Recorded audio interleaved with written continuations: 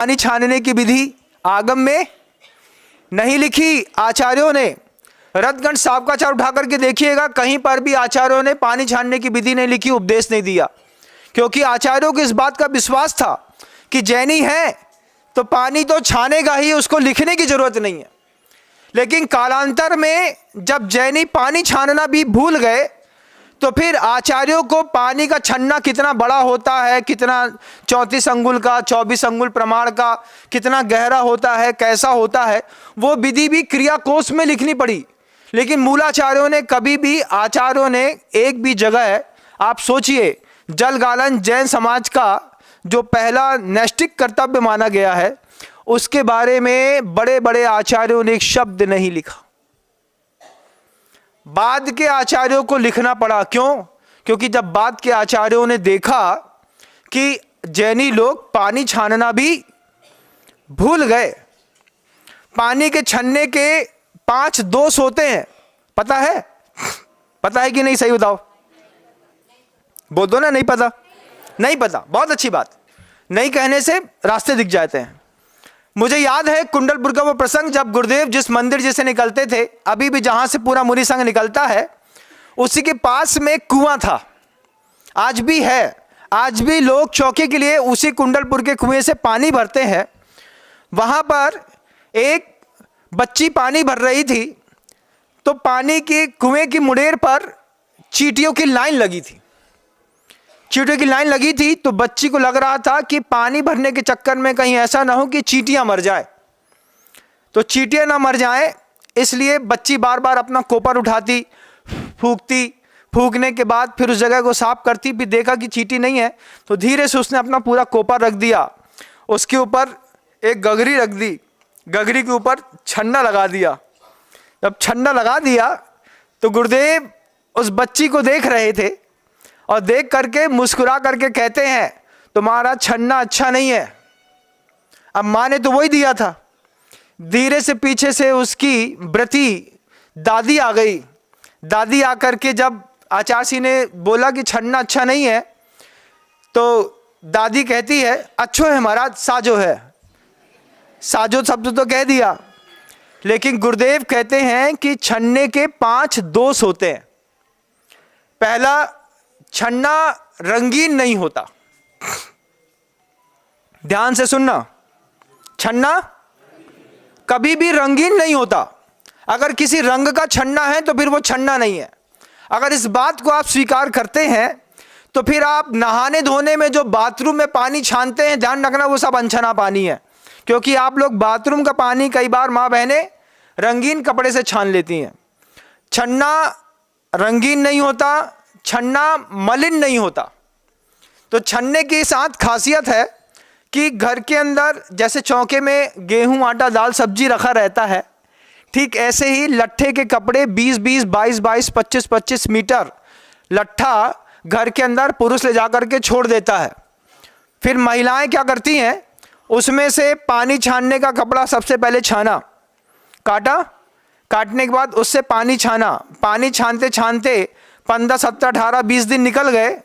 20 दिन बाद जिस स्थान से पानी डालते हैं उस स्थान का कलर कैसा हो जाता है? लाल। और फिर धीरे धीरे चिकटा काला होता है कि नहीं? देखा है कि नहीं? घर में अभी भी वही छन्ना पड़ो हुई है। तो वो जहाँ पे छन्ना, पहली बात तो रंगीन नहीं होता, दूसरा मलिन नहीं होता। जैसे ही छन्ने के कपड़े का घर के अंदर पानी छानते छानते रंग बदलता है, माँ बहनें उस छन्ने को बदल देती हैं। अब वो छन्ना का जो कपड़ा है वहाँ से हट करके वहाँ पे नया कपड़ा आ जाता है, और जो कपड़ा बचता है उसका क्या करते हैं? क्या करते हैं? चौके में सोध के छन्ना होते हैं कि नहीं होते हैं? पोंछ के छन्ना होते हैं, जहाँ आपकी रोटी के बर्तन के नीचे भी एक कपड़ा लगाया जाता है। डब्बे साफ करने के लिए, कमरा पट्टी साफ करने के लिए जो कपड़े यूज़ होते हैं, वही पानी छानने के छन्ने को फाड़ करके फिर उसका वहाँ पे उपयोग होता है। और उसी छन्ने की जब और स्थिति बिगड़ जाती है तो उसके बाद पोछा लगाने में वही छन्ना उपयोग होता है। ये गृहिणी की कुशलता है। छने पानी का एक सौंदर्य है बंधुओं। आपने तो भूल गए होंगे कि कभी ऐसा छन्ना भी होता है और ऐसा किया भी जाता है, लेकिन मेरा कर्तव्य है देश के लोगों को जानकारी देना। तो मैं जानकारी दे देता हूं कि पहली बात, छन्ना रंगीन नहीं होता। दूसरी बात, छन्ना मलिन नहीं होता। तीसरी बात, छन्ना जीर्ण नहीं होता। जीर्ण का मतलब, कई बार छन्ना ऐसा होता है कि कपड़े को दबाओ, सूखे कपड़े को, तो उससे चट चुट की आवाज़ आती है। जो महिलाएं कभी तेज़ धूप में छन्ने का कपड़ा सुखा देती हैं और उठाती हैं बाद में, तब उनको इस बात का एहसास होगा कि कपड़े के तंतु से भी आवाज़ें आती हैं बंधुओं। फिर चौथी बात, छन्ना सच्छिद्र नहीं होता, उसमें छेद नहीं होते। तो जिन छन्नियों में सिलाई कर दी जाती है उससे कभी पानी नहीं छनता, इस बात को जानकारी में रखिएगा। और फिर छन्ना पतला नहीं होता बंधु, उतना ही मोटा होता है जितने में सूर्य की रोशनी दिखाई न दे। शुरुआत में जब तक उसका माढ़ नहीं निकलता तो पानी छानने में दिक्कत होती है, बाद में सहजता में उससे पानी छनता रहता है। ये पानी छानने की जो प्रक्रिया थी, ये आज पूरे जैन समाज के लोग, विदिशा वालों को तो आती होगी, भूल गए। आज पहली बार बहुत दिनों बाद हमारे मुख से सुन रहे हैं। तो सबसे पहले घर जाकर के अपने घर का छन्ना बदलना, नया छन्ना ला करके देना और बोलना, कम से कम आगम की कुछ परंपराएं साधु देखे या ना देखे, लेकिन घर के अंदर तो जीवित होना चाहिए। आज तो छन्ने की पानी से, पानी छानने की छन्नी अलग आती है, उससे पानी छाना, उससे कचरा तो अलग हो सकता है, लेकिन जीव राशि की रक्षा नहीं हो सकती। आज वो व्यवस्थाएं अपने जीवन से खत्म होती जा रही हैं। जैन शासन में आप लोगों को मंदिर आने के साथ साथ, ये क्रियात्मक कर्म भूमि है मंदिर आपकी, लेकिन गुणात्मक धर्म कर्म भूमि आपका वो घर भी है, और घर में क्रियात्मक कर्म भूमि भी है। वहाँ पर जाकर के पानी छानना और पानी छानने में लगने वाला समय का अपव्यय नहीं है, वह आगम की क्रियाओं का सटीक पालन करने पर आपकी कर्म निजरा का एक बहुत बड़ा कारण भी बनता है। इस बात को भी मान के चलिएगा।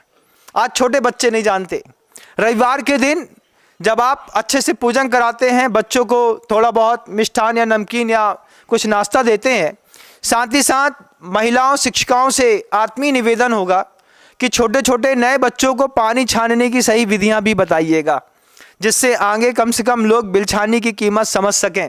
बिलछानी की वो कहानियां सुनाइएगा कि जब हाथ से बिलछानी गिर गई थी तो उस बिलछानी के प्रायश्चित में 1000 दिगंबर मुनियों को आहार दान देने के बाद ही उस बिलछानी के प्रायश्चित से वो मुक्त हो पाई महिला माची कब्बे की। 1000 मुनियों को आहार कराना पड़ा, क्यों? क्योंकि बिलछानी हाथ से जमीन में गिर गई थी। कितनी जीव दया के प्रति हमारी जो संवेदनशीलता थी, वो संवेदनशीलता खत्म हो गई।